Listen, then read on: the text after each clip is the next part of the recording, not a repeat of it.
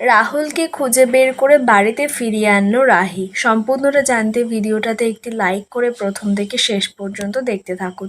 গল্পের শুরুতে দেখা যায় যে মন্দিরের এবার খুব টেনশন হচ্ছে যে প্রথমে তিতলি চলে গেল, তারপর রাহুল চলে গেল, এখন রাহিও চলে গেল। আচ্ছা দিদি, রাহি কি ফিরবে না?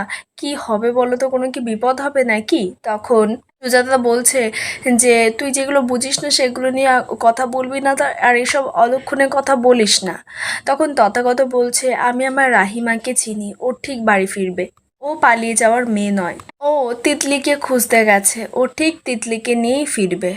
তখন রাজীব বাবু বলছে যে আমার ছেলে রাহুলও পালাবার ছেলে নয়। মন্দিরা তখন রাজীব বাবুকে বলছে কিন্তু আপনারা কি আপনাদের ছেলের সঙ্গে কোনোভাবে যোগাযোগ করতে পেরেছেন?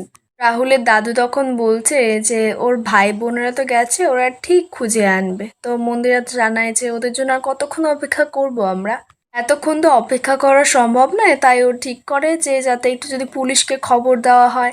তখন রাহুলের দাদু বলছে আমি বুঝতে পারছি আপনাদের মেয়ের চিন্তাটা অনেক বেশি, কিন্তু রাহুলকে নিয়ে ভাবুন, ওকে নিয়েও তো চিন্তাটা অনেক, তাই না? ঠিক সেই সময় রাহি আসে আর বলে আর একদম চিন্তার কিছু নেই। রাহি তো রাহুলকে একেবারে সঙ্গে করে নিয়ে এসেছে বাড়িতে। রাজীব বাবু জিজ্ঞেস করছে রাহিকে যে ও কোথায় ছিল। তখন রাহি জানায় যে ও টেনিস কোর্টে ছিল। ঠিক সেই সময় তো রাহুলের সব ভাইরা ছুটে ছুটতে আসে, ভাই বোনেরা, যে ওরা তো রাহুলকে খুঁজে পায়নি। তখন রাজীব বাবু জানায় তোমার দাদা ভাইকে খুঁজে এনেছে তোমাদের বৌদি। সুজাতার তো ইচ্ছে ছিল যে রাহি হয়তো তিতলিকে নিয়ে ফিরবে। তো সেই কথাটা শুনেই তথাগত রেগে যায়, বলছে তুমি আবার ওই মেয়েকে নিয়ে ভাবছো? সুজাতা বলছে তোমার চিন্তা হচ্ছে না? তথাগত বলছে একদমই না, কারণ ও আমাদের কারোর কথাই ভাবেনি। স্বার্থপরের মতো বিয়ের রাতে মণ্ডপ ছেড়ে পালিয়ে গেল, কারোর কথা ভাবলো না, সবার মুখে চুনকালি লাগিয়ে দিল আমাদের পরিবারের। তথাগত পরিষ্কার করে বাড়িতে জানিয়ে দিয়েছে যে ওই মেয়ের নাম বাড়িতে যেন কারোর মুখে না ওঠে। রাজীব বাবু তারপর রাহুলকে জানায় আমি জানি রাহুল, তোমার এখন মনে হচ্ছে যে আমি তোমার সঙ্গে জোর জবরদস্তি করেছি, আমি তোমার খারাপ করেছি, কিন্তু না রাহুল, একদিন তোমার এই ভুল ধারণা ভাঙবে।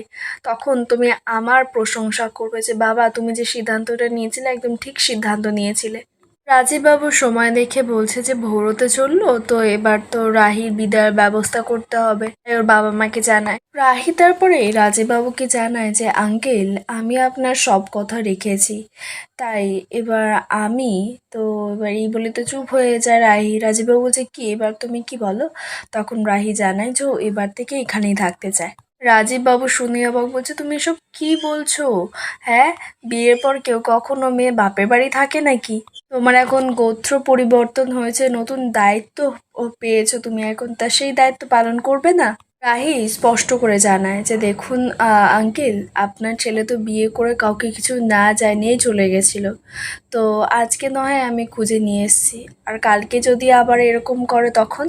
রাজীববাবু বলছে কেন, তুমি আজকের মতো আবার ওকে কাল ফিরিয়ে নিয়ে আসবে, তোমার উপর আমার পূর্ণ ভরসা আছে মা। কিন্তু রাহি তো নিজের উপরে পূর্ণ ভরসা রাখতে পারছে না, তাই ও কোনো মতেই যেতে চাইছে না। রাজীব বাবু অনেক করে রাহিকে বোঝানোর পর রাজি তারপরে রাজীব বাবুর বাড়িতে যেতে রাজি হয়।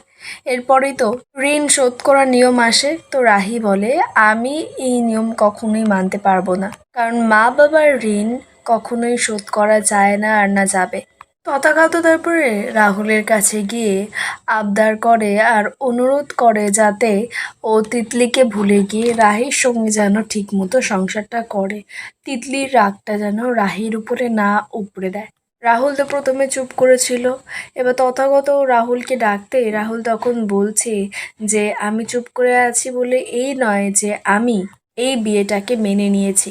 রাহুল যে এই বিয়েটা করতে বাধ্য হয়েছে শুধুমাত্র ওর বাবার সম্মানের জন্য সেটা সকলকে জানিয়ে দেয়। আর এটাও জানিয়ে দেয় যে এই বিয়েটা করেছে বলে এই বিয়েটা যে টিকবে তার কোনো মানে নেই, আর ওর উপর থেকে যেন কোনো আশা না রাখা হয়। রাহুল তো গাড়িতে উঠে যেতেই রাজীব বাবু তথাগত আর রাহির বাড়ির সবাইকে কথা দেয় যে ওনারা যাতে চিন্তা না করে, উনি সবকিছু ঠিক করে দেবে আর রাহিকে ওনারা দেখে রাখবে। রাহিরা বেরিয়ে যাওয়ার পর তথাগত ওর সিদ্ধান্ত জানায়, সবাইকে জানিয়ে দেয় যে আজ থেকে ওর শুধুমাত্র একটাই মেয়ে, আর যেই মেয়ে পরিবারের প্রতি কর্তব্য দায়িত্ব কিচ্ছু নেই সেই মেয়ে কখনোই ওই বাড়ির মেয়ে হতে পারে না। তাই রাহি ওদের একমাত্র মেয়ে। এদিকে কনক তো অপেক্ষা করছে যে কখন ওর ছেলে রাহুল তিতলি বৌমাকে নিয়ে আসবে বাড়িতে।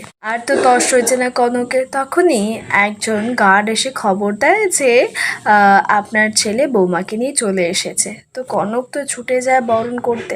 রাহুল তো প্রথমে সামনে এসে দাঁড়ায়, কিছুক্ষণ পর পিছন থেকে রাহি এসে সামনে দাঁড়াতেই কনক তো হা হয়ে গেছে। দেখেই বোঝা যাচ্ছে কনকের মুখ যে কনক কিচ্ছু জানতো না যে এত ঝামেলা হয়ে গেছে বিয়ে বাড়িতে গিয়ে। রাহুলের সঙ্গে তিতলির বিয়ে হয়নি। কনক তখন বলছে তিতলি কোথায়? তখন রাহুল বলছে আমি বাবার কথা অমান্য করতে পারিনি মা, সেই কারণে রাহিকে বিয়ে করে এনেছি। রাজীব বাবু তখন কনককে বলছে এসব কথা পরে হবে কনক, তুমি আগে বৌমাকে বরণ করো। তো তখন কনক বলছে কিন্তু তিতলির বদলে রাহি। রাহুল তখন বলছে যে বাবা জোর করে আমার সঙ্গে রাহির বিয়ে দিয়ে দিয়েছে। কথাটা শুনেই তো কনকের হাত থেকে বরণডালাটা সঙ্গে সঙ্গে পড়ে যায়, হা হয়ে যায় কনক। সঙ্গে সঙ্গে যে প্রদীপটা ছিল, প্রদীপ থেকে কনকের শাড়ির আঁচলে আগুন লেগে যায়। রাহি সেটা দেখতে পেয়ে ছুটে গিয়ে সামনে যে দুধে আলতা থালাটা রাখা ছিল শাড়িটা নিয়ে সেখানে চুবিয়ে আগুনটা নিভানোর চেষ্টা করে। আগুনটা নিভিয়েও দেয় রাহি। এবার কনকের সঙ্গে তো রাজীব বাবুর ঝামেলা লেগে গেছে, কারণ কনককে কিচ্ছু জানায়নি রাজীব বাবু। কনকে তো অনেক প্রশ্ন, তো রাজীব বাবু জানায় তুমি আমাকে প্রশ্নগুলো পরে করো, এখন মেয়েটাকে না বরণ করে ঘরে তোলো। কনক তখন বলছে কি লাভ আর প্রশ্ন করে, তুমি তো যা করার করেই ফেলেছো। এতদিন তোমার মুখের উপর আমি একটা কথা বলিনি, কোনো প্রশ্ন তুলিনি, শুধুমাত্র তোমার জন্য আমি আমার বড় মেয়েটার সঙ্গেও সম্পর্ক রাখতে পারিনি। আর আজকে তুমি ছেলেটার জীবনটা এভাবে নষ্ট করে দিলে। সম্পূর্ণ আপডেটটা আপনাদের কেমন লাগলো অবশ্যই কমেন্টে জানাবেন।